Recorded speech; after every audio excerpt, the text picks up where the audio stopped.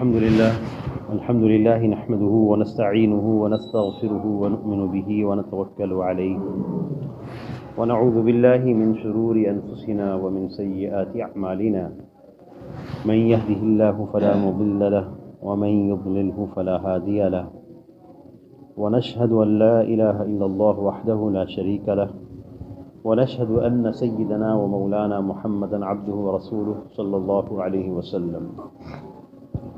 أعوذ بالله من الشيطان الرجيم. بسم الله الرحمن الرحيم. ومن أحسن قولا ممن دعا إلى الله وعمل صالحا وقال إنني من المسلمين. صدق الله العظيم.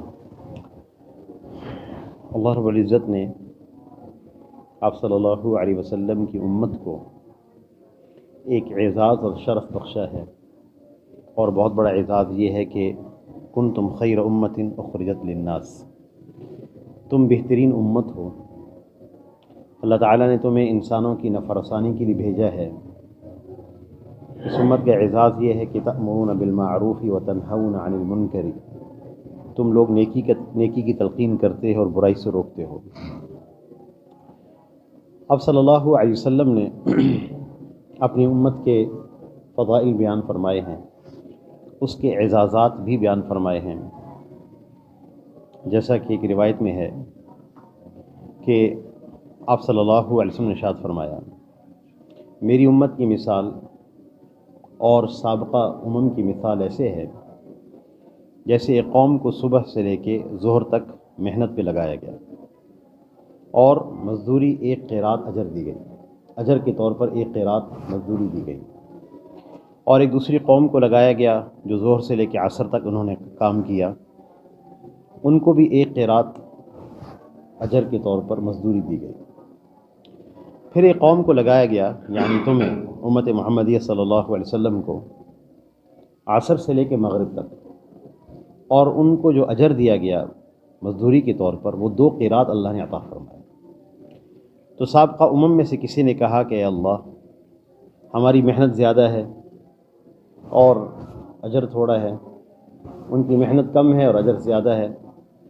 تو اللہ جل شانہ نے ارشاد فرمایا کہ تم سب کو جو اجر بطور قیرات دیا گیا یہ ہمارا عدل ہے، انصاف ہے، اور جو امت محمدیہ صلی اللہ علیہ وسلم کو دیا گیا ذالک فضل اللہ اوتیہ من اشاء، یہ اللہ کا فضل ہے، جس کو چاہے میں جتنا چاہوں عطا کروں.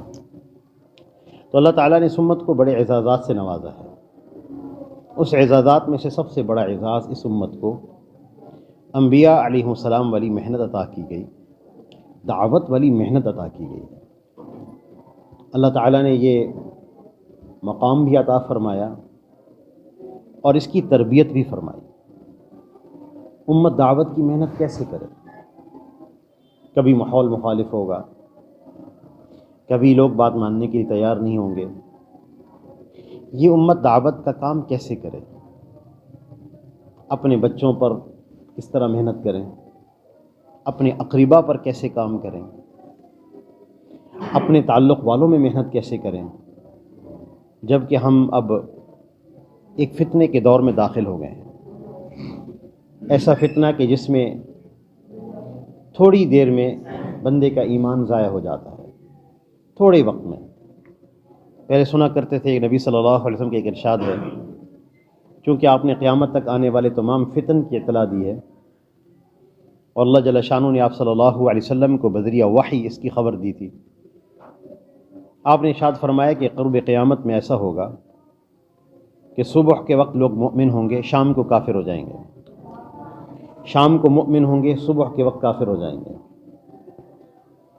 تو بسا اوقات دل میں بات آتی تھی کہ یہ کیوں کر ممکن ہوگا، لیکن ہم اب ایسے دور میں داخل ہو رہے ہیں یا ہو چکے ہیں کہ تھوڑے وقت میں انسان کا ایمان ضائع ہو سکتا ہے.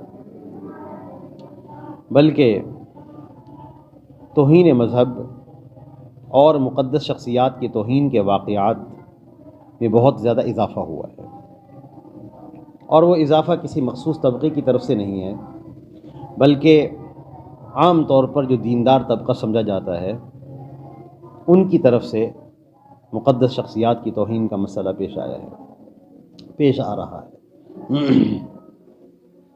اس کا سبب علماء فرماتے ہیں کہ جو ہمیں سمجھ میں آیا ہے وہ ناپاک چیزوں کو دیکھنا ہے۔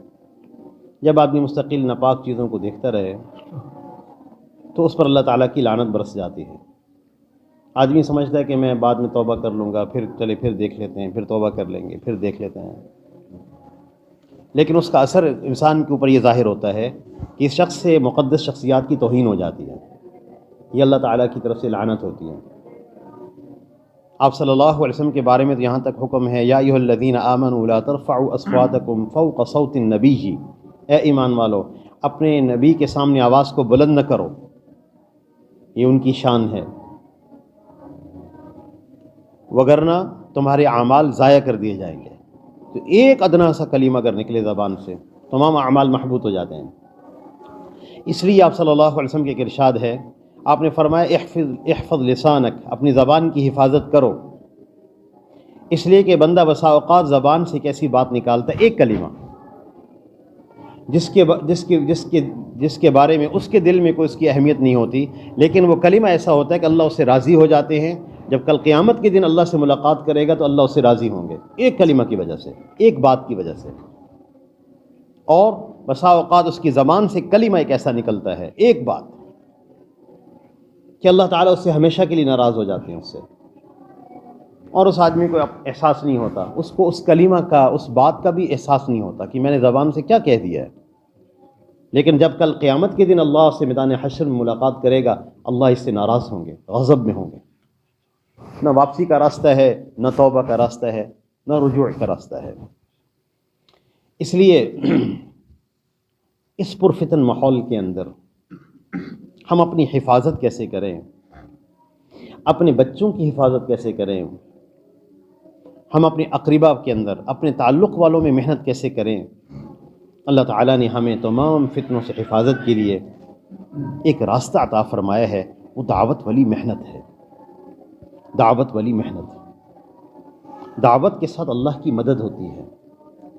جیسے مؤذن اذان دیتا ہے تو روایت میں آتا ہے کہ شیطان دور بھاگتا ہے، وَلَهَا الضُّرَاطُ، اور جو ہے اس کی ہوا خارج ہوتی ہے، وَلَهَا الضُّرَاطُ، دور بھاگتا ہے۔ دعوت ایک ایسا عمل ہے، اس لیے اللہ تعالیٰ نے، چونکہ امت محمدیہ صلی اللہ علیہ وسلم سے قیامت تک کام لیا جائے گا، اس لیے اللہ تعالیٰ نے ہمیں نبیوں کے واقعات سنائے۔ وَكُلًّا نَقُصُّ عَلَيْكَ مِنْ أَنْبَاءِ الرُّسُلِ مَا نُثَبِّتُ بِهِ فُؤَادَكَ، جتنے قصے ہم نے آپ کو نبیوں کے سنائے ہیں، اس کے ذریعے سے ہم آپ کے دل کو مضبوط کرتے ہیں۔ اور یہ قصص سابقہ کوئی بات کی، نبیوں کی خبریں نہیں ہیں۔ ہمارے ایک بزرگ تھے حضرت تھانوی رحمۃ اللہ علیہ، وہ فرماتے تھے کہ قرآن سے مقصود خبر نہیں ہے، انشاء ہے، حکایت نہیں ہے کہ کوئی سابقہ بات کی حکایت یا خبر سنا دی گئی، قصہ سنا دیا گیا، یہ قرآن اس لیے نہیں آیا۔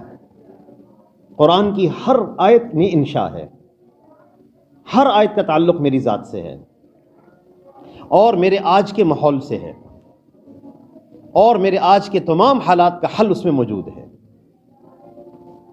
اس لیے اللہ تعالیٰ نے ہمیں واقعات سنائے۔ مختلف ماحول ہوں گے، مختلف حالات ہوں گے، تو کیسے کام محنت کریں گے، کس طرح کریں گے۔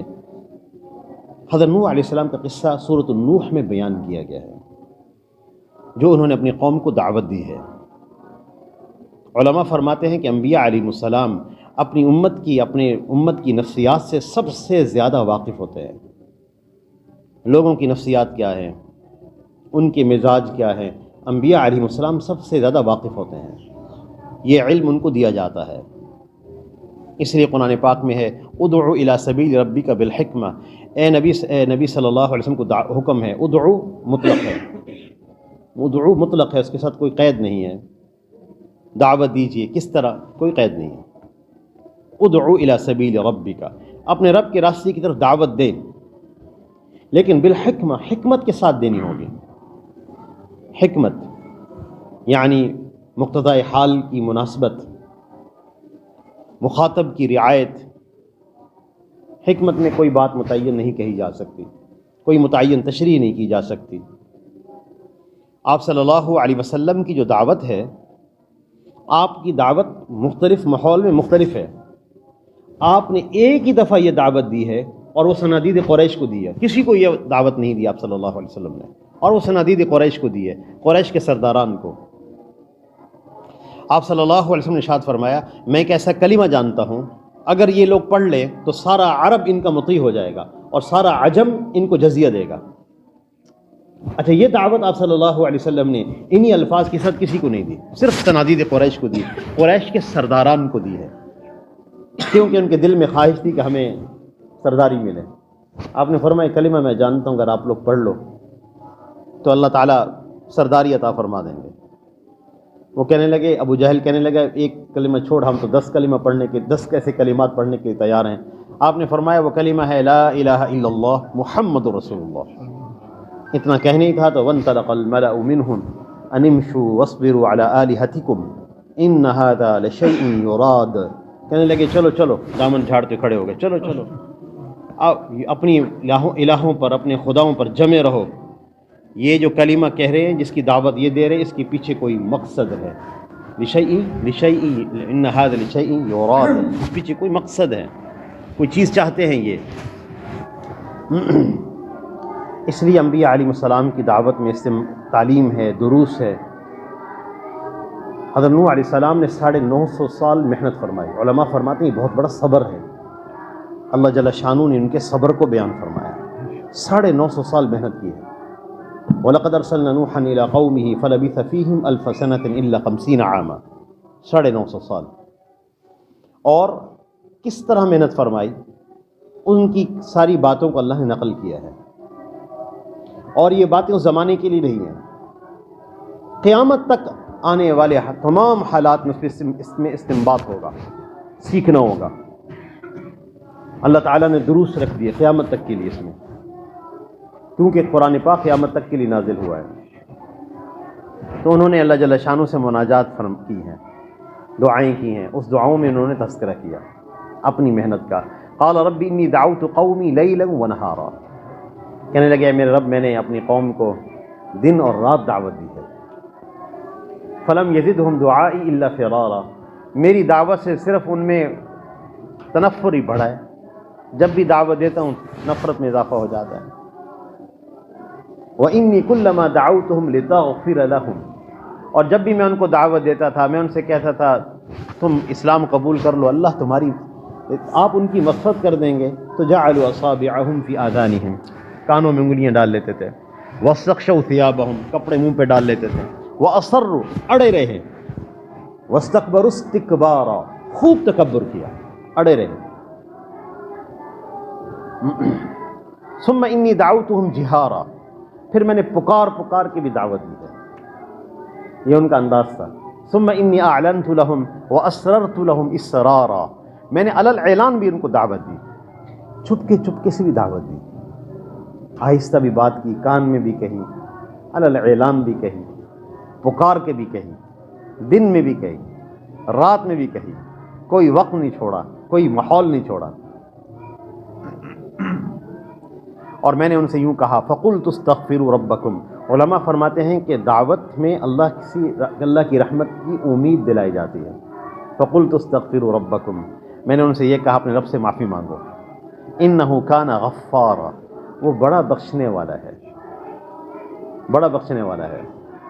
کیونکہ اگر ایمان لے آئیں گے اور اللہ جل شانہ کے رجوع کریں گے تو دنیا میں کیا ملے گا؟ يُرْسِلِ السَّمَاءَ عَلَيْكُمْ مِدْرَارًا، آسمان سے اللہ تمہیں موسلا دھار بارشیں دیں گے۔ وَيُمْدِدْكُمْ بِأَمْوَالٍ، اللہ تمہارے مالوں میں اضافہ کر دیں گے، وَبَنِينَ، نرین اولادوں میں اضافہ کر دیں گے، وَيَجْعَلْ لَكُمْ جَنَّاتٍ، اللہ تمہیں باغات دیں گے، وَيَجْعَلْ لَكُمْ أَنْهَارًا، اللہ تعالیٰ تمہیں دریا دیں گے۔ مفسرین فرماتے ہیں بعض لوگ کہتے ہیں ہم نے تو خوب استغفار کیا، ہمیں تو نہیں ملا، ہم استغفار کرتے ہیں بسا اوقات اور ہم نے بہت کیا، ہمیں تو یہ نعمتیں نہیں ملی، پریشانی اسی طرح ہی ہیں، تکلیفیں اسی طرح ہی ہیں۔ مفسرین فرماتے ہیں کہ جب آدمی استغفار کرتا ہے 3 نعمتیں فوراً دے دی جاتی ہیں، فوراً بلا تاخیر۔ ایک نعمت سکون قلب، دوسری نعمت قناعت، اور تیسری نعمت رضا بالقضاء، اللہ نے جو فیصلہ کر دیا انسان اس پر راضی ہو جائے۔ یہ 3 نعمتیں دنیا کی افضل ترین نعمتوں میں شمار ہوتی ہیں، باقی دنیا کی چیزیں مفضول ہیں، افضل دے دیا، مفضول بھی مل جائے گا، کسی کو نہیں ملے گا تو کیا ہوا؟ تو پھر نوح علیہ السلام نے فرمایا اچھا اگر تمہیں اس کا اعتقاد نہیں ہے، ما لکم لا ترجون للہ وقارا، تم اللہ کی عظمت کا اعتقاد کیوں نہیں کرتے؟ وقد خلقکم اطوارا، علماء فرماتے ہیں کہ انبیاء علیہ السلام اپنی قوم میں محنت فرماتے تھے، اللہ کی قدرت کے دلائل کو مشاہد کر کے بیان کرتے تھے۔ اللہ جل شانہ کی قدرت کی جتنی بھی ادلہ ہیں یہ عقلی ہیں، ہر انسان کی عقل اس کو تسلیم کرتی ہے، عقلی ادلہ ہیں، توحید کی ادلہ عقلیہ ہیں، اور نبی صلی اللہ علیہ وسلم کی رسالت، تمام نبیوں کے رسالت کے ادلہ بھی عقلیہ ہیں۔ وقد خلقکم اطوارا، کیا تمہیں اللہ کی عظمت کا یقین نہیں ہے؟ اللہ تعالیٰ حالات نہیں بدل سکتے، پریشانیوں سے راحتیں نہیں بنا سکتے، اور تکلیفوں سے عافیت کی طرف حالات نہیں لے جا سکتے۔ وقد خلقکم اطوارا، اللہ تعالیٰ نے تمہیں کئی اطوار میں پیدا کیا۔ اپنے جسم کو دیکھ لیں، وفی انفسکم، جسم کے اندر، انسان کے اندر ادلہ موجود ہیں کہ اللہ جل شانہ نے کتنے اطوار میں پیدا کیا۔ وَلَقَدْ خَلَقْنَا الْإِنسَانَ مِنْ صُلَالَةٍ مِنْ طِينٍ ثُمَّ جَعَلْنَاهُ نُطْفَةً فِي قَرَارٍ مَكِينٍ ثُمَّ خَلَقْنَا النُّطْفَةَ عَلَقَةً فَخَلَقْنَا الْعَلَقَةَ مُضْغَةً فَخَلَقْنَا الْمُضْغَةَ عِظَامًا فَكَسَوْنَا الْعِظَامَ لَحْمًا ثُمَّ أَنشَأْنَاهُ خَلْقًا آخَرَ فَتَبَارَكَ اللَّهُ أَحْسَنُ الْخَالِقِينَ۔ کتنے مراحل میں انسان کو پیدا کیا، کیا وہ اللہ تعالیٰ حالات نہیں بدل سکتے؟ الم تروا کیف خلق اللہ سبع سماوات طباقا، پھر دلیل کائنات میں بھی بیان کی انہوں نے، ایک ذات اپنے اندر بھی دلیل تمہارے اندر موجود ہے اور آفاقی بھی ہے، 7 آسمان اوپر نیچے بنائے ہیں، کیا اللہ پاک حالات نہیں بدل سکتے؟ وجعل القمر فیہن نورا، پھر کیسا چمکتا وہ چاند بنایا، کیسا چمکتا سورج بنایا۔ یہ نبیوں کی دعوت کا انداز ہے۔ ہاں جی، اللہ اکبر۔ تو اللہ جل شانہ نے ہمیں دعوت والی محنت دی ہے۔ یہ محنت ایسی محنت ہے کہ جب ہم اپنے بچوں کے اندر، اپنے ماحول کے اندر، اپنے گھر والوں میں، اپنے تعلق والوں میں، اپنے ماحولوں کے اندر جب ہم دعوت والی محنت کے اندر لگیں گے، اللہ فتنوں سے ہماری حفاظت فرمائیں گے۔ اس لیے علماء فرماتے ہیں کہ سب سے مضبوط چیز مضبوط ایمان کا بننا ہے، قوی ایمان کا، اس کا تعلق دعوت کے ساتھ ہے۔ اس لیے گزارش کی جاتی ہے کہ ہم اللہ کی طرف بلانے والے بنیں، داعی الی اللہ، اور ومن احسن قولا ممن دعا الی اللہ، اس سے بڑھ کر کس کی بات بہتر ہو سکتی جو لوگوں کو اللہ کی طرف بلائے۔ تو جب آدمی فکر مند رہتا ہے، مجھے اپنے پوتے سے کیا بات کہنی ہے، مجھے اپنے بیٹے سے کیا بات کرنی ہے، اور مجھے اپنے ماحول میں رہتے ہوئے کیسے محنت کرنی ہے، میرے ماحول میں لوگ 100% نمازی ہوں، میرے گھر کے اندر 100% لوگ نمازی ہوں، امانت دار ہوں، کوئی ایک بچہ بھی جھوٹ نہیں بولتا، یہ میرے گھر کے ماحول کی خوبی ہونی چاہیے۔ ایسی محنت، کوئی جھوٹ بولنے والا نہیں، سب امین ہیں۔ آپ صلی اللہ علیہ وسلم کی محنت کا اثر یہ تھا کہ 1.25 لاکھ صحابہ کرام رضی اللہ عنہم اجمعین، ان تمام صحابہ اکرام کے بارے میں اہل سنت والجماعت کا نظریہ ہے الصحابہ کلہم عدول، تمام صحابہ عادل ہیں، ایک بھی ظالم نہیں ہے، ایک بھی ظالم نہیں ہے۔ یہ ہمارے نبی صلی اللہ علیہ وسلم کی تربیت کا اثر ہے، اور صرف معجزتاً تربیت نہیں تھی، ایک ایک پر نگاہ، اور ایک ایک فرد کی تربیت تھی، ایک ایک فرد کی تربیت تھی۔ اللہ تعالیٰ نے وہ مقام عطا فرمائے۔ تمام صحابہ امین ہیں، ایک بھی خائن نہیں ہے، تمام صحابہ صادق ہیں، سچ بولنے والے ہیں، ایک بھی کاذب نہیں ہے۔ اور کیسا ماحول اس مدینہ المنورہ کا معاشرہ بنا ہوگا ہم تصور نہیں کر سکتے، کتنی اللہ کی مدد اس معاشرے کے ساتھ ہوں گی۔ اس لیے یہ ہماری ذمہ داری ہے ہر ماحول کے اندر کام کرنا۔ تو جب بندہ فکر مند ہوتا ہے، اللہ اس پہ راستہ کھولتے ہیں، مجھے کیسے محنت کرنی ہے، میں اسے کیا کہوں، کس طرح کہوں۔ اس لیے ایک کلمہ، ایک جملہ جو فکر مند آدمی دعوت میں بولے گا، اللہ تعالیٰ مخاطب کی کیفیت کو بدل کے رکھ دیں گے۔ اور آپ صلی اللہ علیہ وسلم کا ایک ارشاد ہے، رب مبلغ او عام سامع، بسا اوقات بات کہنے والے سے زیادہ بات سننے والا بات کو زیادہ محفوظ کرنے والا ہوتا ہے۔ ہماری ایک دعوت کے بول سے، ایک آدمی کو دعوت دینے سے اللہ اس کی زندگی کو بدل دیں، پتہ نہیں وہ کہاں پہنچے گا، اللہ ہمارے لیے اس کو ہمارے لیے مغفرت کا ذریعہ بنا دیں گے۔ اور آخری گزارش آپ سے یہ کرنی ہے، یہ جو ہماری دعوت کی محنت ہے، کسی بھائی کو اللہ کی طرف بلانا، نمازی بنانے کی دعوت دینا، یا امانت کی طرف بلانا، یا توبہ کی طرف بلانا، رجوع الی اللہ کی طرف دعوت دینا، اس کی کتنی بڑی خیریں ظاہر ہوں گی۔ بخاری شریف کی روایت ہے، آخر میں کتاب توحید کے آخر میں ایک روایت مذکور ہے، حدیث شفاعت میں، لمبی حدیث ہے، چھوٹا سا ٹکڑا صرف ذکر کرنا ہے۔ کل قیامت کے دن جب اہل ایمان، یہ میں ایسی بات عرض کر رہا ہوں، جب ہم دعوت دیتے ہیں اللہ تعالیٰ اس کے ذریعے سے کسی کی زندگی کو بدلے، ہماری مغفرت یقینی ہو جاتی ہے۔ اللہ تعالیٰ ہمیں اس بندے کی بدلنے کے ذریعے سے اللہ ہماری مغفرت فرما دے۔ بخاری شریف کی روایت ہے، کل قیامت کے دن جب اہل ایمان جمع ہوں گے جنت میں، تو وہ کہیں گے اب کہ فلاں ہمارا دوست نظر نہیں آ رہا، فلاں دوست ہمیں نظر نہیں آ رہا، وہ کہاں ہے؟ ہمارے صدیق تھے، ہمارے دوست تھے، ہمارے مصاحب تھے، مجالس تھے، اکٹھے بیٹھتے تھے، یا وہ ہمیں دعوت دیتے تھے، ہمیں اللہ کی طرف بلاتے تھے، ہمارے دوست تھے، ہمیں نظر نہیں آ رہے، تو معلوم ہوگا کہ وہ جہنم میں ہے۔ تو آپ صلی اللہ علیہ وسلم نے فرمایا کہ وہ اہل ایمان اللہ تعالیٰ سے اس کی شفاعت کا اتنی شدت سے تقاضا کریں گے جیسے کہ اگر تمہیں معلوم ہو جائے کہ میرا فلاں جگہ حق ہے تو تم جتنی شدت سے اس حق کا مطالبہ کرتے ہو اس سے زیادہ شدت سے اللہ سے سفارش کریں گے کہ اے اللہ اس بندے کو جنت میں بھیج دے۔ ان کی سفارش پر وہ بندہ جہنم سے نکال کر جنت میں لایا جائے گا۔ اس لیے معمولی محنت نہیں ہے، بہت بڑی خیر ہے۔ اس کے لیے گزارش کی جاتی ہے کہ ہم اللہ کے راستے میں نکلیں، اس محنت کو سیکھیں۔ اس کے لیے ماشاءاللہ ہمت کر کے ارادوں کا اظہار فرمائیں ماشاءاللہ۔